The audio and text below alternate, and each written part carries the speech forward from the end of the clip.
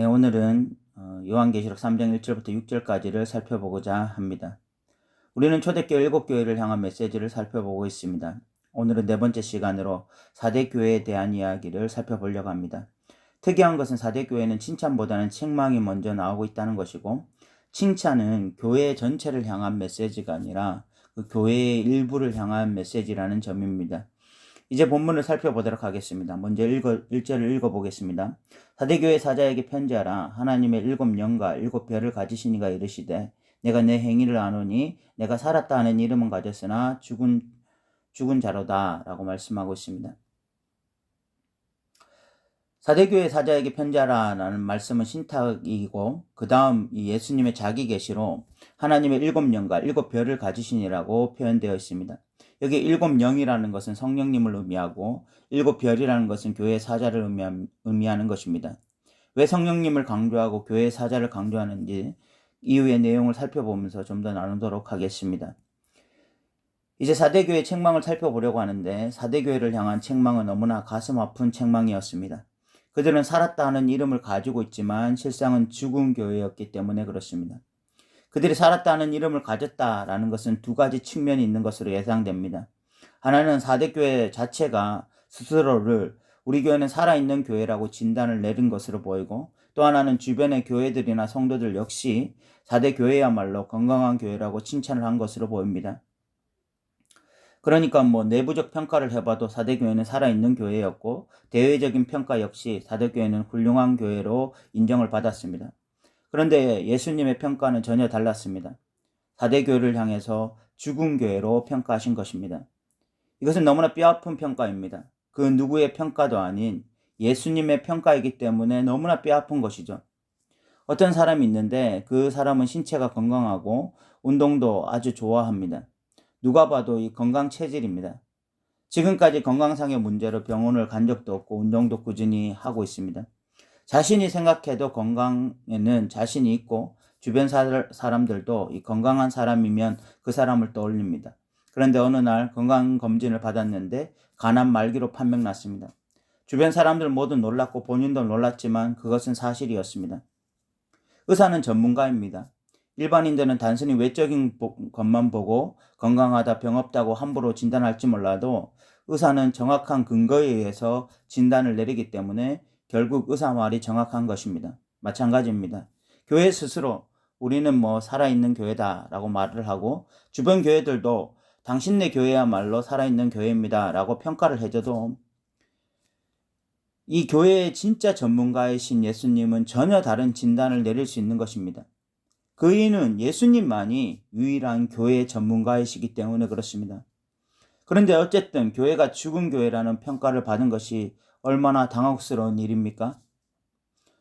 여러분 나름대로 신앙생활 잘하고 있는데 예수님이 오늘 오셔서 너 신앙은 죽은 신앙이야 라고 평가하신다면 얼마나 당혹스럽겠어요. 그런데 그런 진단을 받는 것이 복입니다. 왜냐하면 예수님이 4대교회에 그런 진단을 내리신 것은 너 이제 완전히 끝장난 거야, 너희 교회 이제 완전히 끝난 거야 라고 말하고 싶은 것이 아니라 4대교회 너희가 다시 살아나야 돼 라고 말씀하고 싶으셨기 때문에 그런 것입니다. 의사는 때로 진단을 내리고 손을 대지 못하는 경우가 종종 있습니다. 그러나 예수님은 다르십니다. 예수님의 진단은 정확할 뿐만이 아니라 언제나 치료와 회복을 목적으로 하시는 진단입니다. 그렇기 때문에 지금 죽은 교회라 할지라도 다시 살아날 수 있는 것입니다. 그래서 예수님은 2절에 이렇게 권면하십니다. 너는 일깨어 그 남은 바 죽게 된 것을 굳건하게 하라. 내 하나님 앞에 내 행위에 온전한 것을 찾지 못하였나니 라고 말씀하고 있습니다.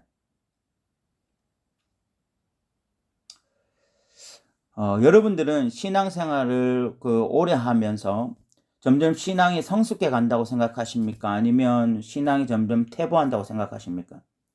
저는 신앙이 점점 성숙해 가는 성도들보다는 신앙이 점점 퇴보하는 신앙인들을 더 많이 봤습니다. 저는 대구 한 교회 청년부들을 맡았었는데 그들이 결혼을 해서 이 결혼한 사람끼리 모임을 가지고 있었습니다. 그들은 저를 수련회 강사로 초청해 주었는데 그때 가장 중요한 주제가 청년 때 신앙을 어떻게 회복할 것인가 하는 것이었습니다. 그들 스스로 청년 때보다 결혼 이후의 신앙생활이 더 부족하다고 느끼고 있었기 때문에 그런 주제를 삼은 것으로 보입니다. 저는 성년의 시기보다 결혼을 한 이유보다 자녀를 낳은 이유, 자녀를 낳은 이유보다 노년에 신앙이 점점 깊어지고 뜨거워지는 사람들을 주변에서 많이 보지 못했던 것 같습니다. 오히려 시간이 지날수록 이 신앙이 퇴보하는 경우를 훨씬 많이 봐왔습니다. 지금 4대 교회가 딱 그와 유사합니다. 그들도 한때는 말씀을 깊이 들은 적이 있으며 깊이 묵상하던 시절이 있었습니다.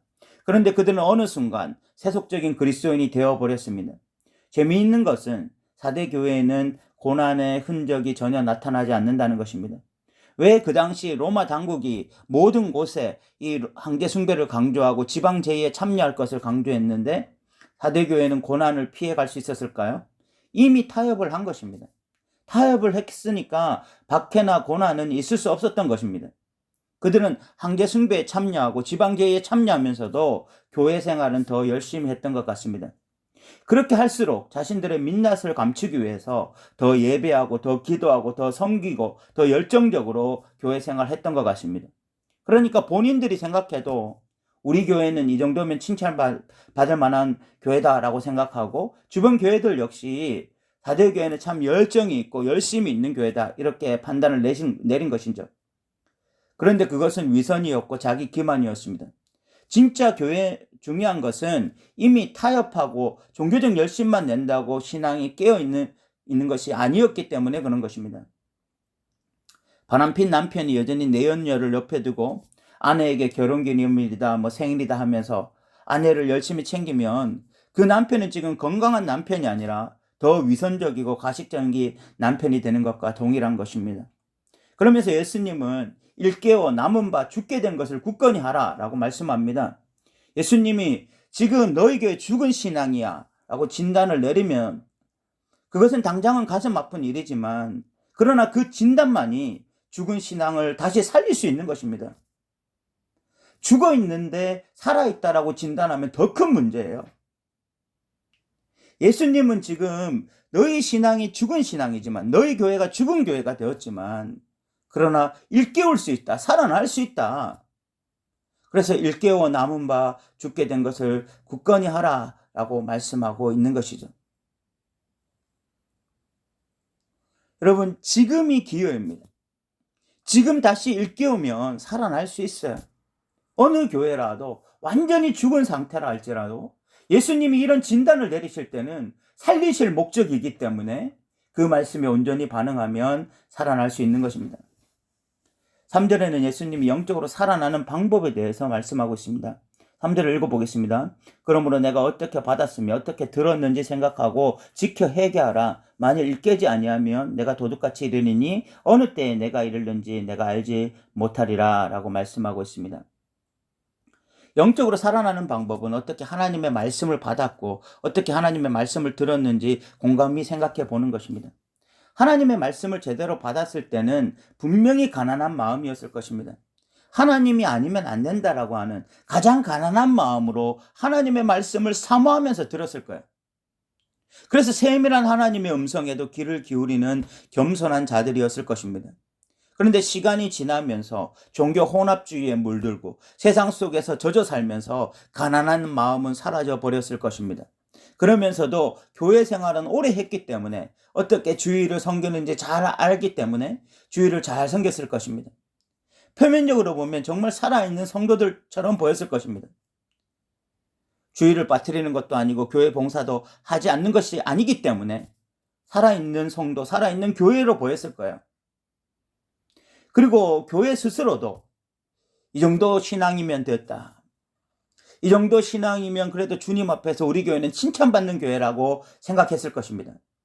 그런데 예수님의 진단은 죽은 교회였습니다.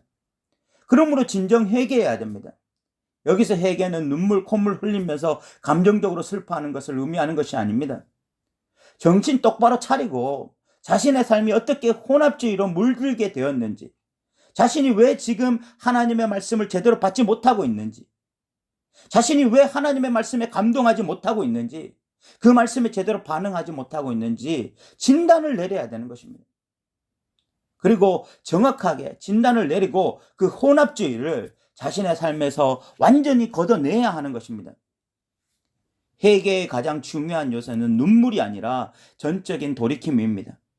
바람핀 남편은 아내 앞에서 목 놓아 우는 것이 핵심이 아니라 내연녀와의 관계를 끊어버리는 것이 핵심인 것과 같습니다. 그러므로 신앙이 좋았을 때를 다시 깊이 묵상하고 그때로 돌아가기 위해서 몸부림치는 자들이 되어야 됩니다. 그래야 신앙이 살아날 수 있는 것입니다. 그런데 너무나 애석한 것은 오늘날 성도들에게서 이런 치열한 회개의 현장이 없다는 것입니다.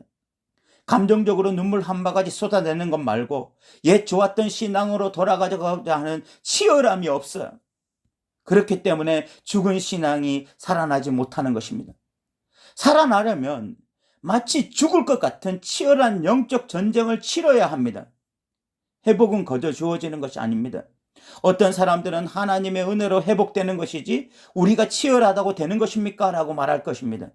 그 사람은 하나님의 은혜를 의지하는 것처럼 보이지만 실질적으로는 하나님의 은혜를 잘 모르는 것입니다. 예수님이 지금 하나님의 은혜를 몰라서 교회에 이런 말씀을 하시는 것이 아닙니다. 우리가 하나님께로 돌아가자 하는 치열함 역시 하나님의 은혜에서 비롯된 것입니다. 그러나 그 은혜는 너는 누워있어도 내가 감나무에서 감을 떨어뜨려서 너 입에 넣어줄게 라고 말하는 은혜가 아니라 너가 치열하게 다시 하나님께로 돌아가고자 할 때에 순간순간 힘들고 힘을 주고 감당할 수 있게 해줄게 라고 말하는 은혜라는 것을 우리는 기억해야 합니다. 그것을 은혜를 은혜되게 하는 삶이라고 말할 수도 있습니다. 예수님이 여기서 왜 자신을 7영과 7별을 가지신 이라고 표현했는지 우리는 알게 됩니다.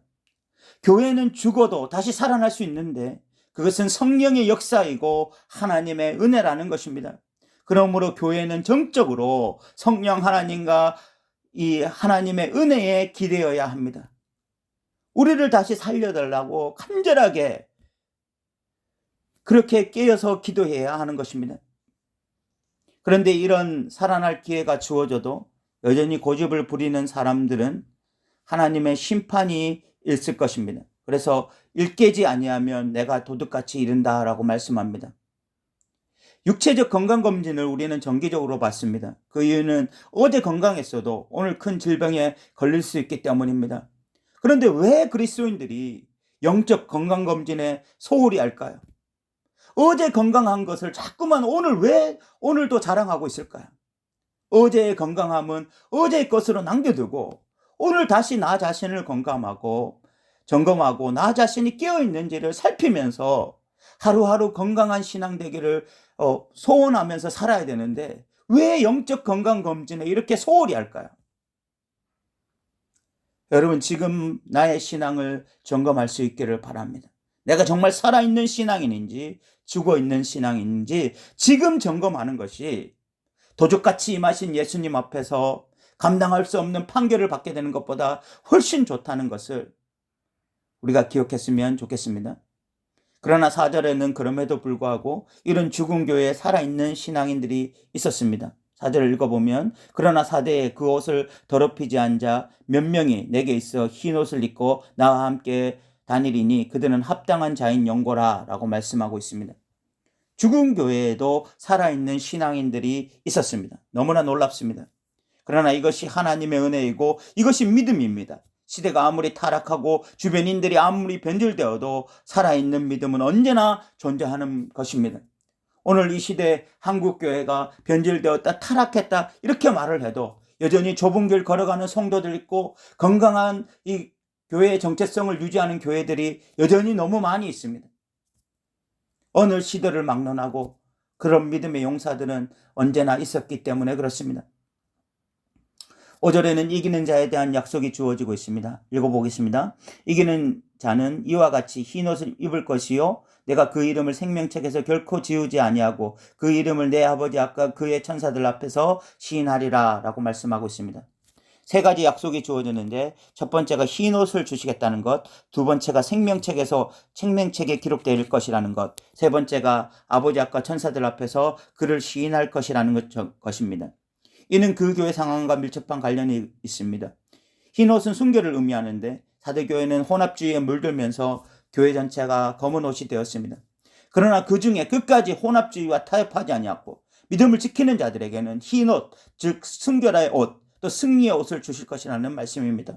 그리고 그런 자들은 당연히 생명책에 기록될 것입니다. 세 번째, 아버지와 천사들 앞에서 시인하신다는 말씀 역시 그 교회 상황과 밀접한 관련이 있습니다. 그들은 로마 나라 앞에서 예수님을 주로 시인하지 못했습니다. 그들은 오히려 가이사가 주시다라고 고백했습니다. 그런 자들은 예수님 앞에 거부를 당할 것입니다. 그러나 사람들 앞에서도 당당히 예수님이 주시다라고 고백했던 자들은 주님 다시 오실 때에 주님이 하나님과 천사들 앞에서 이들이 나의 백성이다라는 선언을 듣게 될 것입니다. 이런 예수님의 말씀에 귀 있는 자는 성령이 교회들에게 하시는 말씀을 들어야 했습니다. 죽은 교회들이요, 다시 한번 성령이 교회들에게 하시는 말씀을 듣기를 바랍니다. 죽었다라는 이 사망 선고가 우리로 하여금 진짜 죽음에 이르게 하는 것이 아니라 우리를 다시 살릴 수 있는 그런 위대한 선언임을 기억했으면 좋겠습니다. 이제 말씀을 마무리하고자 합니다. 담임 목사가 당신의 신앙은 죽었습니다라고 평가한다면 그래도 빠져나갈 방법이 있을 것입니다. 목사님이 나의 마음을 다 아는 것도 아니고 나의 상황이나 성향을 다 아는 것도 아닌데 함부로 평가한다고 그렇게 그 목사님의 평가를 평가절하할 수 있을 것입니다. 그런데 예수님이 너의 신앙 죽은 신앙이다, 너의 교회 죽은 교회라 라고 평가한다면 도망갈 곳이 없습니다. 우리는 둘 중 하나를 선택해야 되겠죠. 그 하나는 죽은 신앙으로 계속 살든지 아니면 돌이켜서 살아나는 신앙이 되는 것입니다. 죽은 신앙에서 살아나는 신앙인이 되려면 죽도록 그 일에 헌신해야 합니다. 할 거 다 하면서 남은 시간에 조금 성경 읽고 기도한다고 죽은 신앙이 살아나지 못합니다. 정말 다시 살아나기 위해서 치열한 회개의 현장이 있어야 됩니다. 하나님 앞에서 눈물과 애통으로 기도할 뿐만이 아니라 그런 내 삶의 혼합주의가 빠져나가기 위해서, 그것을 벗어나기 위해서 치열한 몸부림이 있어야 됩니다. 그렇게 살아가는 자들이 죽었던 신앙에서 다시 살아나는 것입니다. 오늘 우리 역시 우리 신앙을 점검하고 혹시 죽은 신앙인이었다면 이런 치열한 몸부림을 통해서 다시 살아나기를 바랍니다.